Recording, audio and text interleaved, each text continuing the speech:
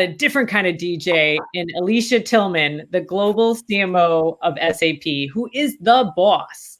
Alicia was named the 11th most influential CMO. I want to meet the other 10. Who could they possibly be? And most importantly, she is a Jersey girl through and through. Welcome, Alicia.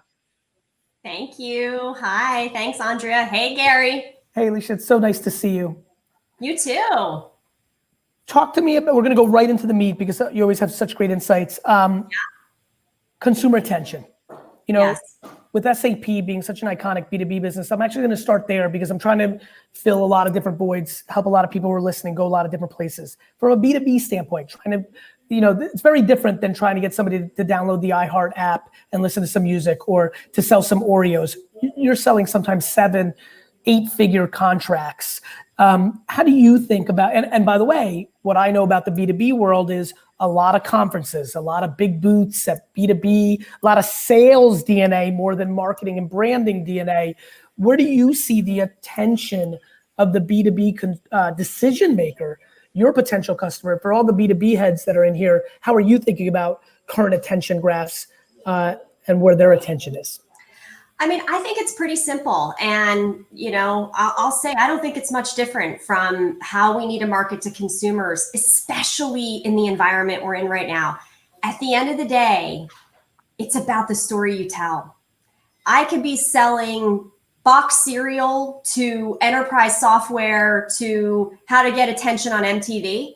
It is about the story, the relevance, the emotion, how well it connects.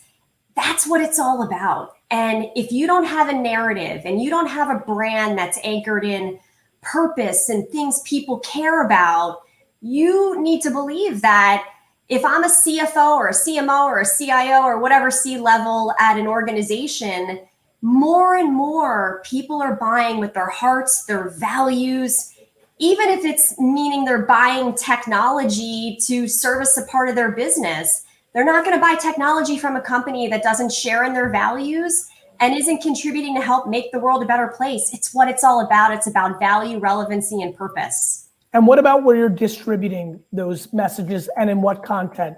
You know, I think the thing that I'm thinking a lot about is, I couldn't agree with that more. So now what's the manifestation from a production standpoint and which channels, you know, so much of this is the contemporary 2021, as we head into 2021, what are the channels that you think are emerging as better deals for your money? And what are some of the ones that are that you and your partners are starting to look around and be like, do we really want to write $1 million check for X, Y, and Z? So it's all about community and how do you create forums that allow people to be part of the discussion. I mean, look at this community that we're in right now. You and I are having a conversation and you see the chat where others are participating in the conversation as well. And that's what it's about. It's how do I get access to you? How do I become part of the conversation? How can I tell you the value that I need so that you can actually shape a product for me? So I not only come in and buy it, but that I come back time and time again because I know that you're listening to me. And so video, chat, any type of interactive media where your buyers can feel as though they have that access to you to be able to shape the way you're thinking in terms of the innovation around the products and services that you create. That's where I think the future is headed. Static communications, sure, it can tell a story, but people don't get a chance to react to that live. And there's too many opportunities today otherwise that will allow for that. And that's what people want. They want to be part of it. They want to shape it. And I think that that's what's going to be the most meaningful as we head into the future. You're sitting as a CMO of one of the biggest companies in the world, trying to, again, bring this program to all my different constituents. There's a lot of young women trying to get into marketing right now that are probably listening. How should they be thinking about getting, how did they get to your spot? Like what are the things that you learned, the do's, the don'ts? There's so much serendipity. I know there's a lot of things that go into it, but if you're really trying to mentor some of the young men and women who are listening right now about to get to this level of marketing, how do you think about that? I would say that it's actually, I'd focus on the things that don't typically appear on a resume. In fact, I actually think the entire resume needs to be rewritten because yes, it's important that you have experience in what you've delivered.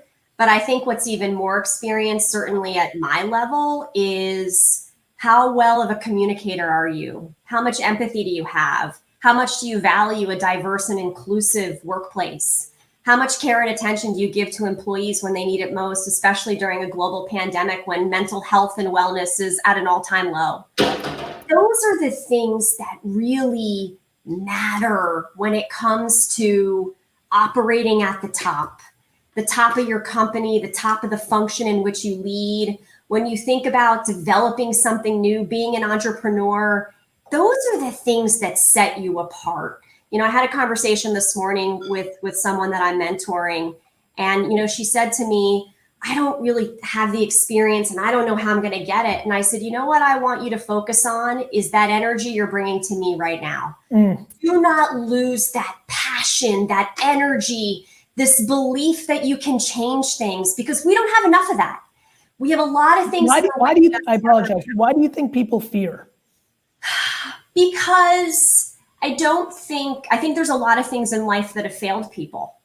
And I think people are looking. I apologize. Do you think that the way school is structured in society, that you have to like play within these rules to get this achievement? I've been thinking so much about this because you're touching on something I care a lot about. And I'm like, why are you doing this? And somebody said to me, well, it's all I know. Like, do well for 90 days, get a report card. Do well for do you think that the rigidness of education has led to a lot of this fear in corporate? I've always thought that, you know, you need a certain level of education and then you need to go out in the real world and then you need to actually go back to education again. Do you think you and I grew up in an era where education was overvalued because the real life stuff wasn't as big of a conversation? Yes. I do too. Yes. They don't teach you the soft skills that are necessary. There's not enough interaction that helps form your social skills, your leadership skills. Sure. They teach you the fundamentals of how to lead a marketing program, and those things are necessary, but does it teach you how to be an empathetic person? And Alicia, what about the fact that a lot of the teachings on how to build a brand or thing of that nature were in a television top-down world as the internet's staring us in the face? I mean, even that teaching, I mean, I'm devastated when I talk to some kids coming out of like real brand school. I'm like, this is what they're teaching? Absolutely. You're absolutely right. There are differences on so many levels, and you've got to think about when and where you apply the right tactics to the right things based on what matters to that point in time or that person that you're talking to. And so it is so nuanced, it is so varied, and you have to have the empathy, the ability to listen, to then go out and sort of react to what it is you need to bring to what people want. And how well do you absorb that and shape something in response is, in my view, what's going to set the great leaders apart from those that are not seen as the best leaders of their time. Alicia, you have to tell me a huge secret. I've been doing this show for months. We've rebooted it. I like this format. By the way, as we're wrapping up, please everybody leave. I see all the comments. How do you like this 10-minute rapid format versus the other one? Please leave that comment. But I have a massive question. You have the best lighting that I've seen from any guest on this show.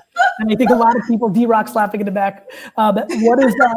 You must, am I right? I mean, your lighting's insane, Alicia. Thank you. No, thank you. I have a beautiful light right in front of me that helps. Like, we need good lighting. Goldie Hawn told me a year ago when I met her that the secret to life is good lighting.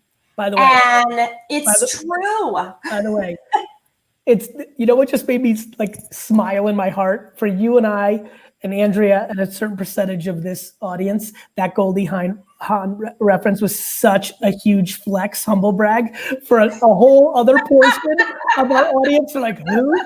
Anyway, Alicia, thank you so much. Continued success. We love sharing. What a lot of people don't know is VaynerMedia and SAP are in the same building in Manhattan. So we love sharing the building with you. Continued success. And I love sitting with an award winner here, by the way. Congratulations, Agency of the Year. You guys completely deserve that. And keep rocking it because you guys deserve it. Thank you.